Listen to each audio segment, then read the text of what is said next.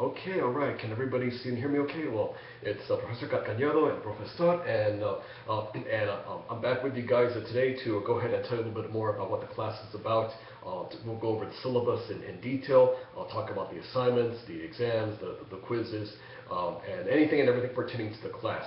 But as you noticed, and as I hinted yesterday in my introductory video, I had the England jersey on, and I mentioned that eventually I'd wear the Argentina jersey. Well, I thought I'd go ahead and surprise everybody by having this on much earlier in the session than what my previous plans were. But yeah, I was definitely happy that they made it to the final, but of course not too thrilled that Germany beat them in the final game. But this is the Argentinos' best showing since 1990 when they actually lost to the Germans in that game with the penalty, because I think it was Bremer. I think he was the one who scored the winning goal.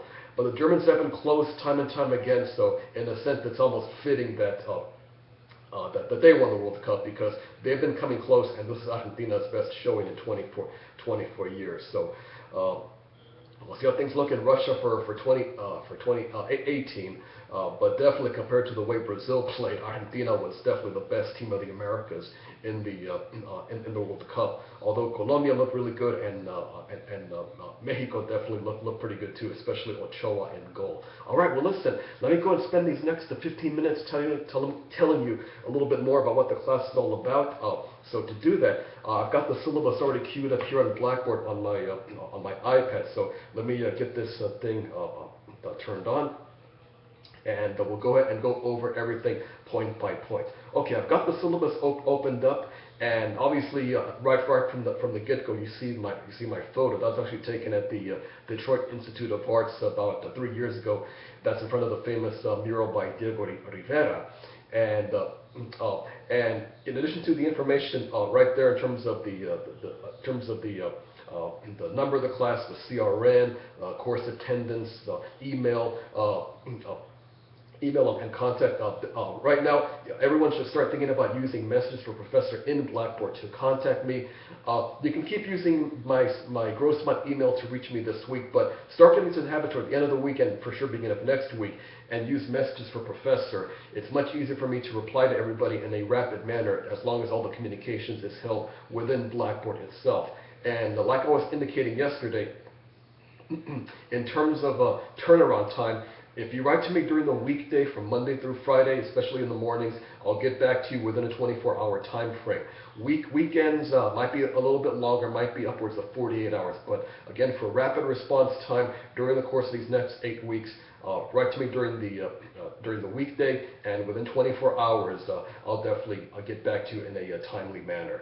One thing you notice in the syllabus, something called office hours. For this class, I always have online office hours using the chat function on Blackboard. So every Thursday, not starting this Thursday, but next Thursday, the second week, I'll start using having these online chat sessions, these online office hours. It'll be Thursdays from 8 to 9:15, maybe upwards of 9:30, depending on if there's a need to speak with me. But starting next Thursday, we'll go ahead and start with these online office hours. That's the best time to reach me in real time. Okay, textbooks. Let me quickly show you the 3 textbooks that we're going to be using. Right off the bat, everybody, make sure you get Ancient Mexico. Some of you have been inquiring about using the 9th edition, so you can go ahead and use the 9th edition. That's fine. There hasn't been too many changes between both 9th and 10th editions, but don't get any of the earlier editions. Anything from the 8th earlier, there are so many changes, and if you get one of the editions, maybe the 4th, 5th, or 6th edition, you're going to have a hard time following with the readings and working on the quizzes. So definitely, if you can afford it, if you can get the 10th edition, but if you want to get the 9th edition, that will work just fine. All right, so that's good. This we're going to be using right away, so definitely want to get this as soon as possible. At about the 4th week, we're going to start switching gears to Between the Conquests by Mike Ornelas, my friend and colleague here at Mesa College. And in this one, Mike has a pretty good panorama of various topics and themes and issues pertaining to the Chicano people. There's coverage here about the Aztecs, about the Maya, about Teotihuacan, and on into the 1820s when Mexico was becoming independent from Spain, and of course the issues that the Mexicans faced with respect to the pushing tide of Anglo-American settlers, starting first in Texas, and then of course into other areas like New Mexico and California, and then culminated with the U.S.-Mexico War and the Treaty of Guadalupe Hidalgo. So even though Mike's book isn't really in that much of a narrative manner, it does a pretty good job of filling in the gaps of the narrative, so to speak. And in terms of the narration, the timeline, a lot of the other readings from ancient Mexico and the PDF files and the outlines you'll get during the course of the session that fills in the historical record, gives you more of a chronological way of looking at things. And last but not least, get the Columbus book, and this little book from Jeffrey Simcox and Blair Sullivan, both of them out at UCLA. Both of them have a pretty good description at the beginning, but for the most part, the book is more of a collection of the different writings of the period. So writings from Columbus, his friends, his contemporaries, his adversaries, basically what was going through the minds of people like Columbus and many others of that era in the late 15th and going on to the early 16th century. Even though this is not going to be any reading per se that will be in terms of the quizzes, but the final exam, I'll talk more about in just a few moments here. A good portion of the final exam will devote exclusively to the Columbus book. So again, make sure you want to get a copy soon, because when we start getting ready for the final exam, you're going to need this in order to do well, especially in part 1 of the final exam. All right. Okay.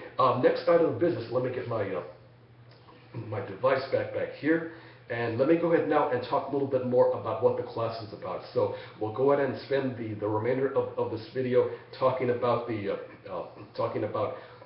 various assignments. So I'm scrolling through the syllabus right now. So right now there's the catalog course, the course catalog description, the objectives. So all the topics that we're going to try to focus in on, try to examine over these next 8 weeks. The time frame of the class. So it's everything from the early Mesoamerican societies, the Olmecs, Teotihuacan, the Aztecs, of course, all the way through to the mid-19th century with the conclusion of the U.S.-Mexico War and the Treaty of Guadalupe Hidalgo. So everything from, you might say, pre-modern ancient times all the way to the middle part of the 19th century.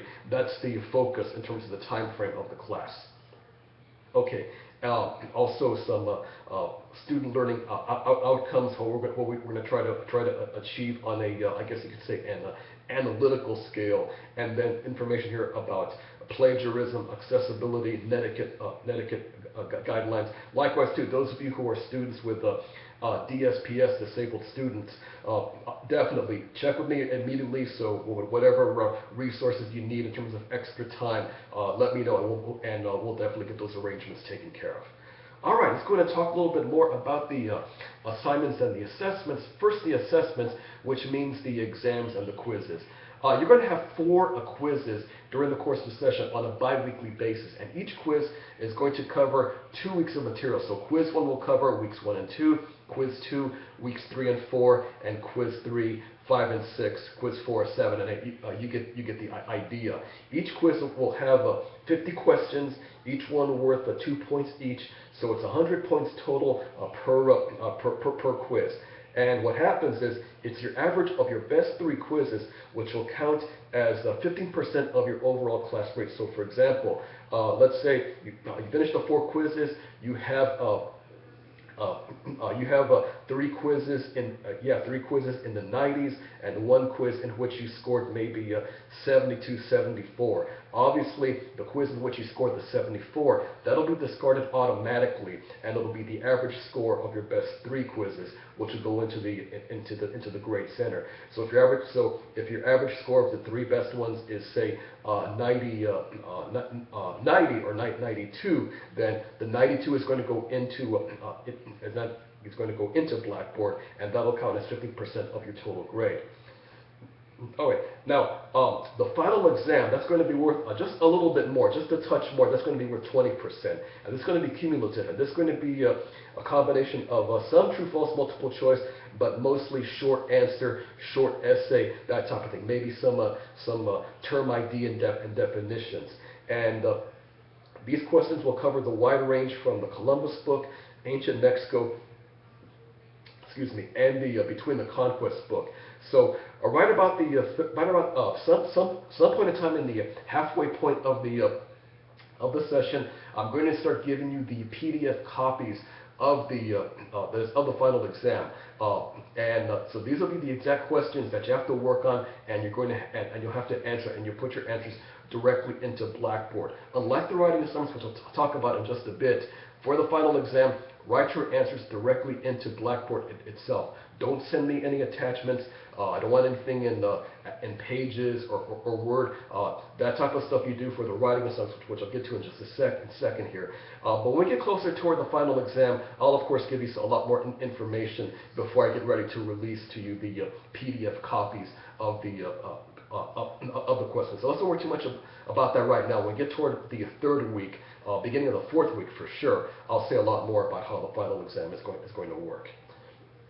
The final exam is going to be due, of course, on the very last week of the session. So Thursday, October 9th, just before the class wraps up, that's when I want your final exam answers. All right, let's go ahead and talk a little bit more about the writing assignments. And for some of these assignments, I'll have separate videos in which I give more detailed information. So I'm just going to give you a quick scan of each of the assignments. The first one, major one that's due, is on Friday, September 19th. That's the Mission System SLO, or Student Learning Assessment. I'm going to give you a document. In fact, you can already access this document in the assignment section. Information about all the assignments in terms of the due dates and the parameters, what you have to do. There are separate files in the assignment section which tell you what you need to do and the various due dates and other nuts and bolts items. But in the SLO, I'm going to give you a series of questions and some documents about the California mission system. Your job is to interpret what you're reading, what you're seeing, what you're looking at, and then submit those answers to me by Friday, September 19th. I'll give you a separate video about this, not toward the end of this week, beginning of next week. So whatever control questions you might have about this, hold off on that now. Wait until I give you the separate video about the SLO assignment. But this is going to be due again on Friday, September 19th, and this will be worth 5% of your class grade. Now, about a week after that is the EBSCO article review assignment, and that's due on Friday, September 26th. Your job is to go into the Mesa College website, library website, the LRC website, and go to the online databases and go find the EBSCO host database. EBSCO's got a wide range of articles from a variety of different topics, whether it's history, political science, health, medicine, psychology, law, you name it. The list goes on and on. And your job is to find journals. These are actual magazines in EBSCO, and the journal that you find a specific article in that journal and do a review in which you both summarize and also analyze, provide a commentary about what you've read. And the topics are going to focus in mostly on items we're doing in the first half of the class. We're talking, of course, about Mesoamerica, the Aztecs, the Maya, the Toltecs, Teotihuacan, and a little bit into Spanish colonialism. So Spanish missions is definitely one topic you can examine. Again, I'll give you more details about this in a separate video, and also give you some article suggestions in the discussion board a little bit later on too. So again, this is going to be due on September 26th, and this is going to be worth 15% of your class grade. Similar to the EBSCO review is the book review assignment. You're to choose a book, whatever you wish to your liking, which focuses in on something that we've covered within the scope of the class. So, of course, Mesoamerica, the Aztecs, the Maya, Zapotecs, Teotihuacan, all the way through to the U.S.-Mexico war period. So any book which focuses in on any of the main elements in the class within the time frame, obviously you can do. In the assignment worksheet, there's a list of various books you can consider, and I'll most likely give you some more choices before we get too far into the heart of the session. But one word of warning here, and this happens every session. I get a number of people who want to do topics like Cesar Chavez, the Mexican Revolution, and more contemporary topics, which would be fine, but that's beyond the scope of the class. That's too recent. You've got to make sure that your topic is no later than the mid-19th century. That's the 1850s, the 1860s. That's the cutoff right then and there. The Mexican Revolution, Cesar Chavez, that's great for the 141B class, but that's too recent. So remember that, everybody. Don't choose a topic that you like, but then don't pay attention to the time frame. Keep your focus no later than the 1850s, 1860s. Anything from beginning of time all the way to that period, then you're in good shape for your assignment.